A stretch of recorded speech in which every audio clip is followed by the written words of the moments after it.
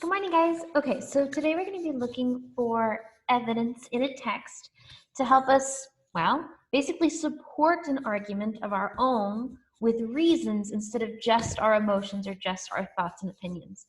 So let's go ahead and go through a quick video to see how we can do that.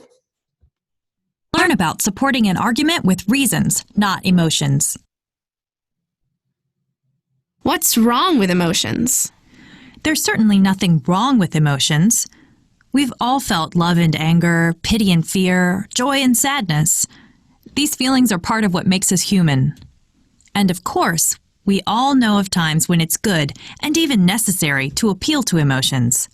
A basketball coach making an inspirational speech at halftime to motivate her team. A teacher praising a student's efforts to write a good essay. In these situations, the coach and the teacher make emotional appeals designed to bring about a desired result. But what happens when a writer, in developing an argument, supports it either largely or solely with emotional appeals? Well, that can be a little bit of a problem. If they're using just their own emotions, well, my emotions might be different than your emotions. But if we use something other than our emotions to back it up, or text evidence directly from what we've read, it'll make our argument a lot stronger. That's a problem.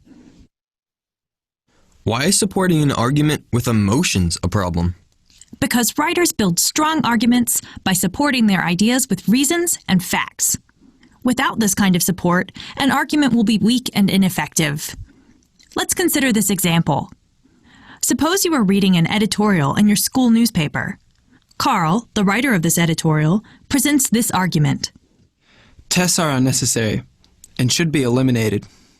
You notice that there's little in the way of statistics or logical reasons to support this view. Instead, he offers this complaint. Studying gives me a headache and prevents me from hanging out at the mall with my friends. Well, that doesn't sound very strong evidence, right? There is no evidence. It's just like, oh, well, this is just me and this is how I feel and this is how it's going to be. That isn't a very strong argument. You have to back it up with reasons. You have to back it up with evidence. This example illustrates what's called an appeal to pity. Carl wants you to pity him so that you will agree with his proposal. But you're a sharp reader. You're not taken in by this trick. You realize that the pitiful state of the writer has nothing to do with the strength of his argument. So are there other types of tricks that I should be on the lookout for? Absolutely.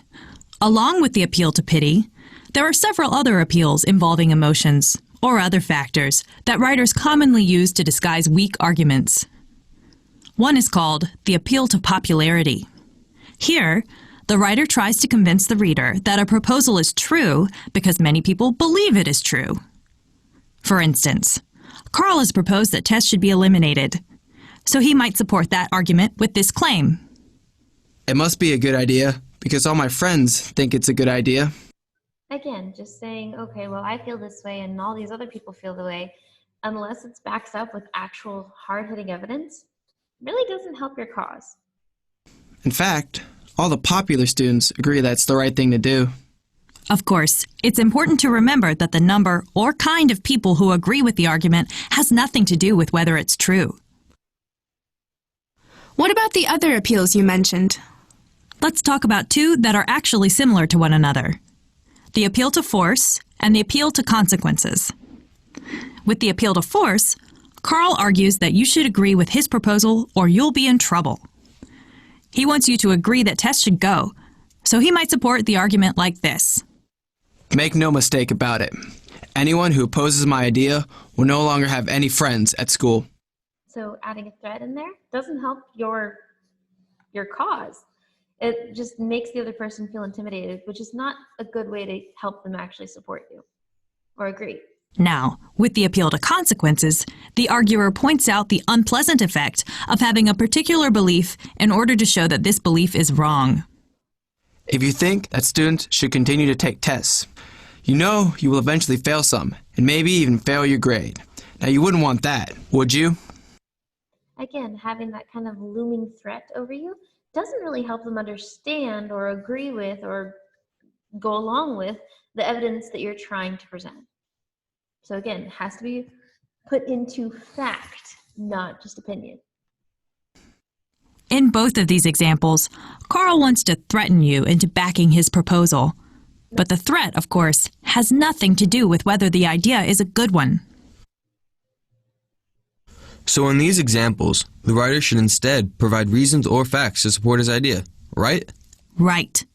And in the absence of such support, writers will appeal to readers in clever but unreasonable ways. Sometimes they will hide the emotion within a single word. Let me explain. What if Carl says this? Reasonable people understand that tests are useless and should be dropped. Reasonable people?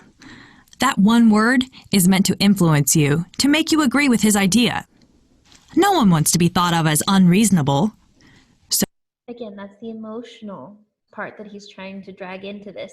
We need to be clear, clean, and straightforward. So he hopes that you will agree with him precisely because you are one of the reasonable people he's referring to. Or at least you should be.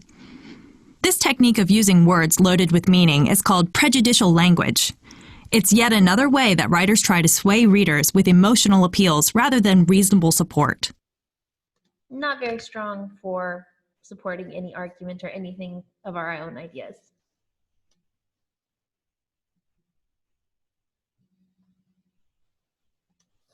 So again, Learn about how to support ideas using those text evidence items, those things that it's like, okay, this fact backs up what it is that I have to say, is a whole lot stronger than using our opinions or what we feel or trying to get someone else to feel to help support our cause. All right, guys, I'll see you next time.